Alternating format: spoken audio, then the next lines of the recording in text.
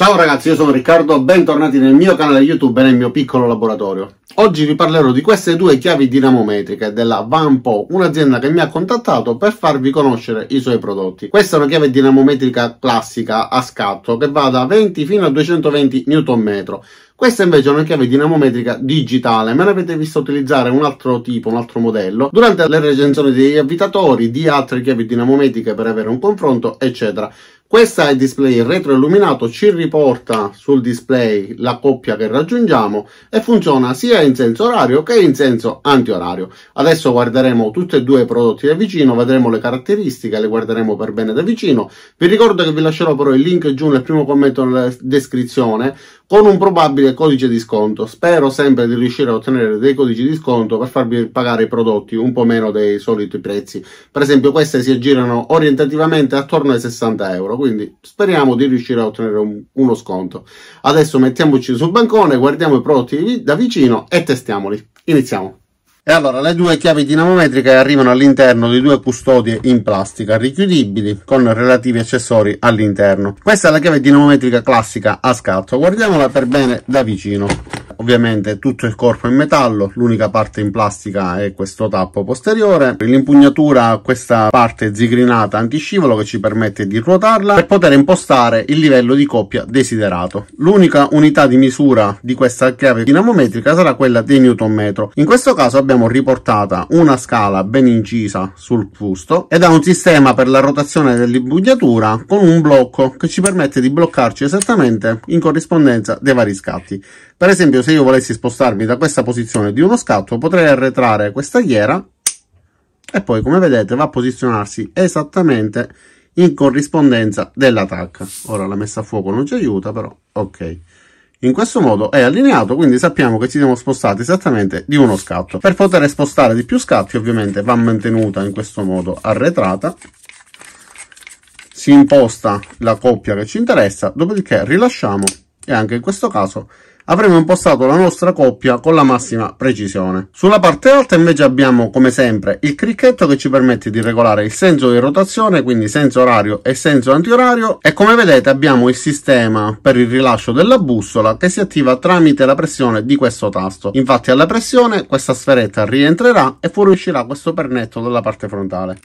Questo ci permette di mantenere la bussola in sede durante l'utilizzo, perché molte bussole hanno un foro, quindi la sfera va ad incastrarsi esattamente in questo foro e ci permette che la stessa non si sfili via. Per poterla rilasciare basterà quindi premere e sfilarla. È possibile regolarla con un fondo scala minimo di 20 Nm fino ad un massimo di 220. La chiave dinamometrica è accompagnata da questo certificato che appunto certifica la calibrazione. È riportato il modello, quindi VP004, il range con il numero di Newton metro massimo e minimo e la precisione, quindi il 3% di possibilità di scarto, il numero seriale della chiave, a centro pagina di varie misure con i possibili scarti rilevati durante la calibrazione. Più in basso ritroviamo la data della certificazione, quindi 9 agosto 2021, ed il timbro che ne attesta appunto la certificazione.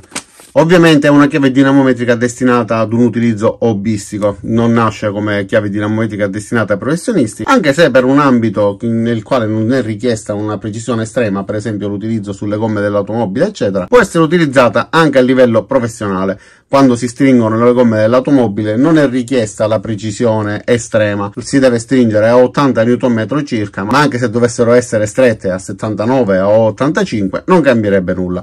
Invece quando si lavora su pezzi che richiedono molta precisione, per esempio dove ci sono delle guarnizioni eccetera, in quel caso va a influire anche un minimo margine di errore. E quindi, a proposito di serraggio e di coppie esagerate, volevo farvi vedere la differenza fra una coppia di serraggio corretta e una coppia di serraggio estrema. In questo caso questo l'ho danneggiato mentre facevo le recensioni delle varie chiavi dinamometriche e delle varie smontabulloni, svitabulloni. Quindi, come vedete, esagerando con la coppia sicuramente si va a danneggiare. Una chiave dinamometrica utilizzata correttamente vi permette di evitare questo danno e quindi di poter serrare i dadi, per esempio in questo caso delle gomme dell'automobile, con una coppia di serraggio che non vada a creare alcun danno, che sia più vicino possibile alla coppia di serraggio indicata dalla casa produttrice. All'interno della confezione troviamo anche diversi adattatori, alcune più lunghe e alcune chiavi a bussola, dalla numero 17 fino alla numero 24. Adesso passiamo a quest'altra chiave dinamometrica. Questa innanzitutto viene accompagnata da un piccolo piccolo cacciavite, anche essa ha una certificazione, e vengono date in dotazione anche 2 batterie. Tra gli accessori abbiamo anche questi adattatori che ci permettono di lavorare con innesti quadri sia da 1/4 di pollice, da mezzo pollice, eccetera. Allora, guardiamola per bene da vicino. Abbiamo un innesto femmina da mezzo pollice da questa parte e un innesto maschio da mezzo pollice da quest'altra parte, dotato anche di una sferetta, però in questo caso a molla. Nella parte centrale abbiamo un display e dei tastini, più un forellino all'interno del quale c'è un LED. Nella parte posteriore abbiamo anche un foro dal quale esce un cicalino, e questo serve ad avvisarci nel momento in cui raggiungiamo la coppia. Allora, vi faccio vedere, utilizzo questa chiave cricchetto piccola solo per fare degli esempi. Si utilizza in questo modo, quindi la chiave dinamometrica va messa fra la chiave che utilizzeremo e la bussola, quindi da questa parte andremo ad avvitare. Si accende premendo il primo tastino di colore rosso, serve sia ad accendere che a spegnere. Come vedete il display è retroilluminato, quindi anche in garage, in una zona buia, riusciamo a lavorare tranquillamente. L'altro tasto serve invece a fare delle variazioni per quanto riguarda l'unità di misura. Scegliamo Newton metro. M invece serve a variare la modalità. Infatti, come vedete, in alto c'è scritto peak, oppure possiamo variare su track, possiamo tracciare la coppia o possiamo ricercare una coppia che vogliamo raggiungere e che abbiamo prestabilito. Infatti, premendo più e meno, come vedete, possiamo variare la coppia e decidere ad esempio di raggiungere 32 Nm e mezzo. A questo punto, man mano che ci avviciniamo alla coppia, andrà aumentando la frequenza del cicalino. Un po', non so se avete presente i sensori di parcheggio che vanno aumentando man mano che ci avviciniamo all'ostacolo. La stessa cosa accade con questo, quindi possiamo in questo modo avere sempre visibile la coppia che vogliamo raggiungere, e man mano che utilizziamo la chiave vedremo la coppia crescere accompagnata dal cicalino che ci indicherà appunto il raggiungimento. Oppure possiamo semplicemente utilizzarla con l'altra funzione e avremo la coppia crescente sul display man mano che la utilizziamo e si fermerà al livello di coppia massimo raggiunto, e può essere utilizzata sia in senso orario che in senso antiorario. Per poterla spegnere sarà necessario premere di nuovo questo tastino. Ok, adesso proviamole entrambe. E allora ragazzi, ci siamo quasi. Lo so, non piace nemmeno a me, l'inquadratura così inclinata non è proprio bellissima, ma non ho alternative. Allora, guardiamo questa chiave dinamometrica, che ho dimenticato di dirvi che anche questa comunque parte da un minimo di 20 fino ad un massimo di 220 Nm. L'accendo e proviamo a stringere questo dado. Spero che si veda bene, sembra di sì. Ok, spero non ci siano riflessi né altro che ci impedisca di fare questo video nel modo corretto. Allora, stringo e vediamo se riesco. Innanzitutto, ok, ormai mi sa che questa filettatura è andata. Allora, per adesso, come vedete, sta lampeggiando 38,5 perché ho impostato la modalità che mi deve riportare quale coppia raggiungo. Quindi se aumento, ok, sono arrivato a 100.4 e mi indica la coppia di serraggio di 100.4. quindi riusciamo ad avere una lettura della coppia raggiunta. Adesso invece vi faccio vedere l'impostazione della coppia che voglio raggiungere, quindi cambiamo modalità.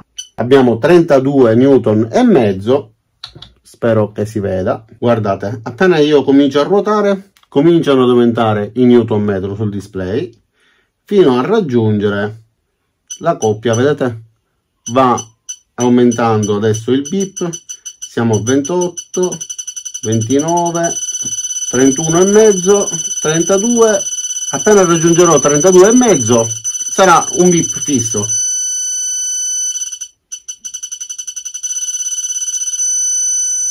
Visto? Ok, questo quindi è il funzionamento. Ci indica la coppia raggiunta tramite il bip, quindi ci permette di dosare per bene la coppia e ci permette di leggere la coppia che abbiamo raggiunto se utilizziamo l'altra impostazione, e abbiamo la possibilità di utilizzarla in senso orario ed in senso antiorario, quindi anche svitando, come vedete, sia per la funzione di lettura della coppia raggiunta che per la funzione di lettura della coppia che vogliamo raggiungere. Non riesco in modo scientifico a dimostrarvi che la coppia sia corretta, ma vi faccio vedere comunque che ci avviciniamo tantissimo. E facciamo quindi un serraggio relativamente basso e poi facciamo la prova con l'altra per vedere se scatta appena raggiungiamo la stessa coppia.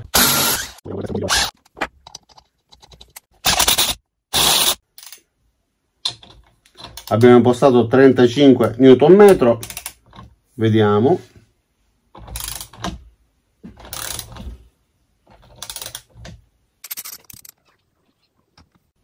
In questo modo il display ancora si vede.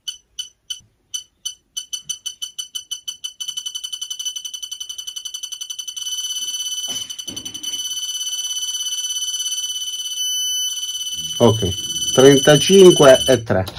Adesso proviamo con questa, impostiamola a 35 e vediamo se abbiamo lo stesso risultato. Siamo a 35 Nm. Vediamo se riusciamo ad ottenere questo click, questo benedetto click, altrimenti mi sa che poi dovrò cambiare di nuovo tutto questo supporto perché ormai è danneggiato.